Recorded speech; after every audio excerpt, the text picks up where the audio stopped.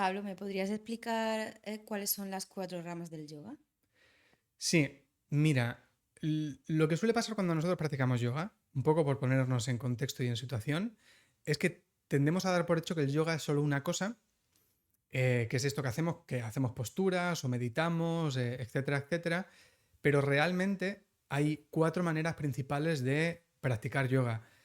Esta que nosotros solemos ver en Occidente, que yo creo que es la más extendida, es el conocido como Raya Yoga, que es el yoga que involucra meditación y que involucra posturas. Pero hay otras maneras de practicar yoga muy poco extendidas en Occidente y que realmente cuando nos las explican, pues se nos suelen explicar muy por encima, que son el Karma Yoga, el Bhakti Yoga y el Jnana Yoga, que digamos un poco por resumirlo, el Bhakti Yoga es el yoga de la devoción, el Karma Yoga es el yoga de la acción desinteresada y el Jnana Yoga es un poco el mal llamado yoga del conocimiento. Pues mira, el Raya Yoga, como te decía, es el más extendido por Occidente. Es cualquier práctica en la que nosotros hagamos meditación, cualquier práctica en la que nosotros hagamos incluso posturas, podríamos denominarlo Raya Yoga. Cuando tú vas a un estudio de yoga y te encuentras que hay Astanga Vinyasa Yoga, Yin Yoga, Hatha Yoga, todos estos son parte del Raya Yoga. Hay un esquema clásico de práctica que voy a recalcar que no es el único, que es el esquema clásico de Patanjali, que es un sabio que vivió hace muchos años, que lo que hizo fue sintetizar toda la información acerca de este estilo de yoga que había en un libro que es el conocido como los Yoga Sutras de Patanjali, que es un esquema de 8 pasos. Hay más, como decía, pero este es el que yo creo que es el más extendido, el más utilizado y, y un poco el que creo que casi todos conocemos. Este esquema de 8 pasos normalmente se interpreta como que cada uno de los pasos se hacen por separado, pero si quieres te voy a dar una visión un poco más personal que tengo yo, que digamos no entiende los 8 pasos de Patanjali como pasos separados, sino como un continuo, como una sola cosa. Entonces te explico. Los dos primeros pasos de Patanjali, que son los yamas y los niyamas, es el código de conducta. Es digamos lo que un yogi tiene que considerar a la hora de practicar. Que un poco resumiéndolo es no violencia, la pureza mental, el autoestudio, demás cositas. Pero cuando llegamos al resto de pasos, que son asana, pranayama, pratyahara, dharana, dhyana y samadhi, que suena un poco chino, pero te lo explico rápido, es asana, que es un asiento, literalmente asana significa asiento, una postura de meditación, aunque digamos que con el tiempo pues se modificó y conocemos un poco, o hemos llegado a lo que conocemos un poco ahora como asanas, pero tradicionalmente era una postura, un asiento.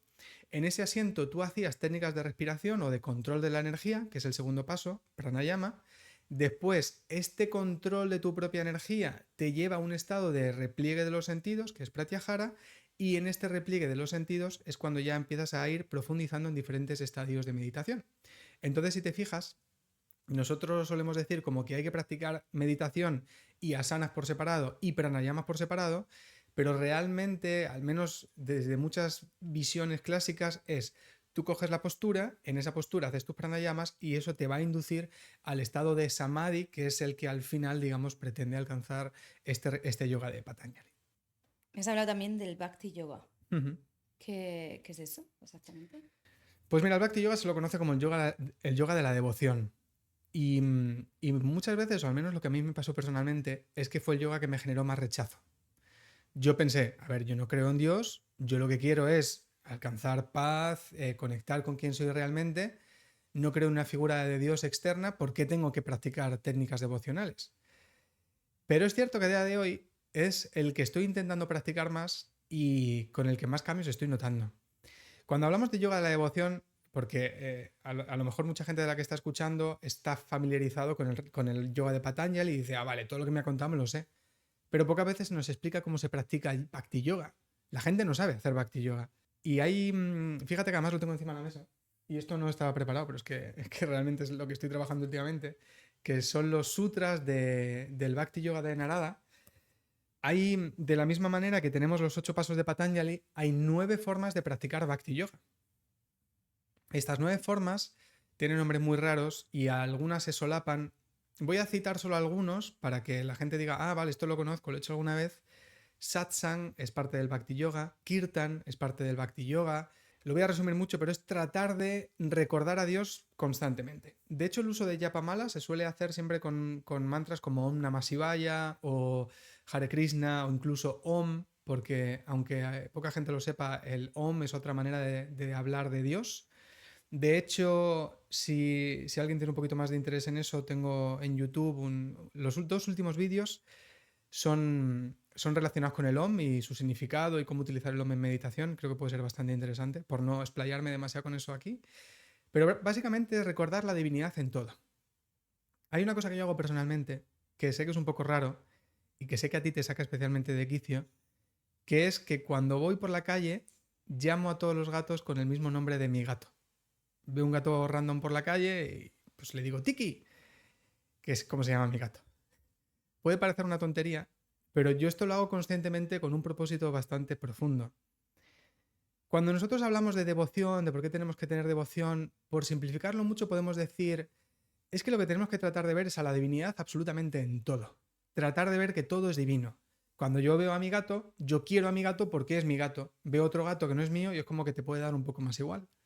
Pero el hecho de llamar a todos los gatos con el nombre de mi gato, noto que hace que yo le muestre el mismo cariño que le muestro a mi gato a gatos que no conozco. Igual puede ser una tontería, pero creo que por eso el Bhakti Yoga es tan importante, creamos o no creamos en Dios, porque el hecho de tratar de ver que todo, absolutamente todo lo que nos rodea es divino, creo que cambia mucho la manera en la que nosotros nos relacionamos tanto con otras personas como con otros gatos, como con todas las cosas que nos rodean, ¿no? Entonces el Bhakti Yoga creo que es, aparte un poco de estas 9 formas de practicarlo, que digo, muy concretas, que si has hecho la formación de 300 horas con nosotros, espero que te las sepas todas de memoria, creo que es todas estas herramientas que nosotros utilizamos para ver que todo es sagrado y que todo es divino. Por eso, aunque creamos o no creamos en Dios, a mí me parece que es una práctica muy bonita de realizar. Ahora me gustaría preguntarte sobre el karma yoga, Vale. ¿vale? Y, y ahora tengo una curiosidad, porque aquí en Occidente utilizamos mucho la expresión de, ay, mira, le ha pasado esto porque tiene mal karma. Ujú. ¿Esa frase realmente está bien dicha o es... Bien, son dos cosas de las que tenemos que hablar, bastante profundas. Voy a ir primero por el karma yoga y luego hablo del karma en sí. Por ejemplo, un texto clásico del karma yoga es el Bhagavad Gita. En este texto se nos habla prácticamente todo lo que se nos dice es karma yoga. Se suele hablar del yoga de la acción desinteresada y yo también le pongo un poco esta frase porque creo que es la manera como más coloquial de hablar del karma yoga. Pero de la misma manera que tenemos 8 pasos de Patanjali y de la misma manera que tenemos 9 formas de hacer bhakti, en karma yoga hay 5 rituales clásicos. Hay 5 acciones, que karma literalmente significa acción, que nosotros se supone que deberíamos hacer a diario para ser capaces de limpiar y purificar nuestro karma. Ahora voy a hablar un poco de esto cuando vea la segunda parte de la pregunta. Entonces, estos 5 rituales clásicos son los Pitru Maha Yegyas, que se conocen. Pitru es 5, Maha gran, Yegyas es ritual. Los 5 grandes rituales. Resumido, muy resumido, es dar de comer a animales que no sean tuyos. Recuerda lo de mi gato. Yo a mi gato intento llamarlo a todos igual. El hecho de dar de comer a todos los animales lo que va a hacer es que, aparte que tú los veas como divinos, tú vayas limpiando mucho ego. ¿Por qué tu gato es mejor que otro gato, no? Entonces, dar de comer a los animales. También hacer rituales para contentar, por decirlo de alguna forma, a tus ancestros. En India, cuando tú vas a una tienda, si el dueño anterior de la tienda, que suelen pasar de generación en generación, está muerto, siempre tienen una foto suya. Siempre hacen pequeños rituales. Entonces, hacer rituales para satisfacer o para recordar a nuestros antepasados, pues es algo también bastante importante según el karma. De hecho, yo creo que a lo mejor estas cosas nos suenan un poco raras, pero quien más y quien menos tenemos una relación complicada con nuestros padres. Esto es así. Entonces, si nos damos cuenta, esto suele generar mucho conflicto, mucho ego, mucho malestar. Es que ¿por qué mis padres me trataron a mí así? Es que si mis padres me hubiesen educado de otra manera, yo no tendría los problemas que tengo ahora, ¿no? Al final, todos esos problemas, y de esto tendré que hablar más en profundidad, pero suelen pertenecer al individuo, al personaje.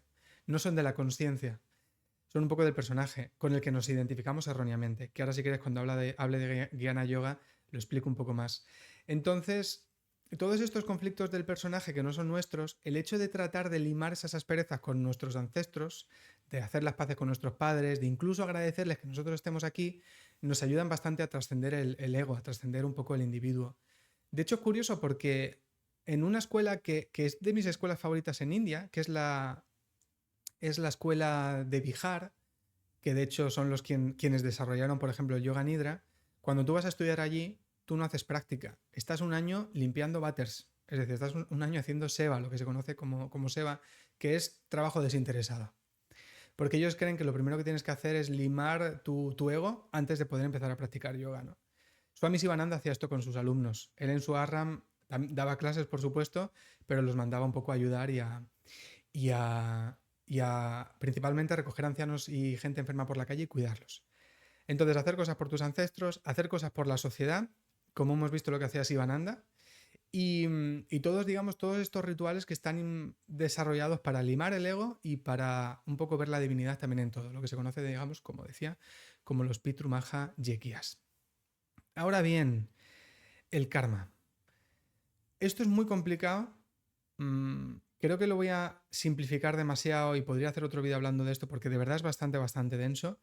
Pero principalmente lo que se cree en India es que tú tienes una cuenta bancaria en la que tú vas acumulando puntos positivos y puntos negativos, lo conocido como punya y papa.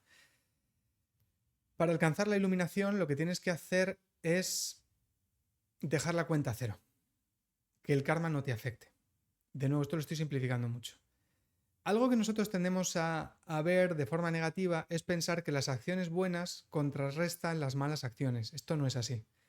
Las buenas acciones crean puntos positivos, las malas acciones puntos negativos. Para contrarrestar las acciones hacemos estos pancha maha yekyas, para contrarrestar el karma negativo. Pero el karma que ya tenemos, de alguna manera lo vamos a tener que pagar. Si tú haces una buena acción, vas a tener que recibir una buena consecuencia, inevitablemente. Si haces una mala acción, vas a tener que pagar por ella. Entonces digamos que no se contrarrestan. Pero esto es un mundazo muy loco que daría para una hora solo de charla. Y para terminar con estas 4 ramas, has mencionado también el Ñaña Yoga. Sí. ¿Qué es esto? Ñaña Yoga es como se lo llama en el sur de la India. En el norte de la India se lo llama Gyana Yoga. Por si alguien tiene curiosidad por saber por qué algunas personas lo pronuncian de una manera o otras personas de otra. Mira, está muy relacionado con el anterior. Y yo personalmente es la vía que más sigo. Y de hecho es la vía que estamos haciendo ahora mismo. Ahora te explico por qué. Cuando nosotros hacemos Gyana Yoga se nos dice el yoga del conocimiento. ¿Cómo se suele resumir esto? Estudiar libros. Estudiar escrituras. Eso es el yoga del conocimiento. Desde mi punto de vista es una manera muy sesgada y errónea de hablar de este yoga del conocimiento. El yoga del conocimiento realmente deberíamos llamarlo como el yoga del conocimiento del ser. Es entender quiénes somos nosotros realmente. He hablado antes de que el karma yoga lo que pretende es limar el ego, que tú entiendas que tú no eres el personaje, sino que eres la consciencia que observa el personaje. Cuando hablaba el primer día del yoga en general, hablaba también precisamente de esto, de que la alegoría del carro nos dice que tú eres el alma, que no eres quien hace la acción ni quien la recibe, eres akarta y abhokta, que no hace acciones ni que las recibe, y que todo esto digamos que solo lo hace el individuo, el jiva, el personaje. Entonces el yoga del conocimiento lo que pretende es enseñarte que tú realmente eres la conciencia y no el personaje o el ego. Entonces tiene diferentes técnicas diseñadas para ayudarte a lograr eso. Vuelvo a hacer lo mismo que hacía con el resto. El Raya Yoga tiene un esquema de 8 pasos. El Bhakti Yoga, 9 maneras de practicarlo. El Karma Yoga, 5 rituales. Pues el Gyana Yoga tiene lo que se conoce como Shravana, Manana y Nididhyasana. Shravana es escuchar. Ahora mismo tú y la gente que está en casa me estáis escuchando. Yo os estoy contando cosas. Después, una vez que un maestro nos está enseñando, que un maestro nos está explicando conceptos, principalmente quién eres tú realmente, por qué tú eres el alma y no eres el cuerpo, lo que hace el alumno es manana, que viene de mente, que es literalmente, podemos decir, reflexionar sobre las enseñanzas.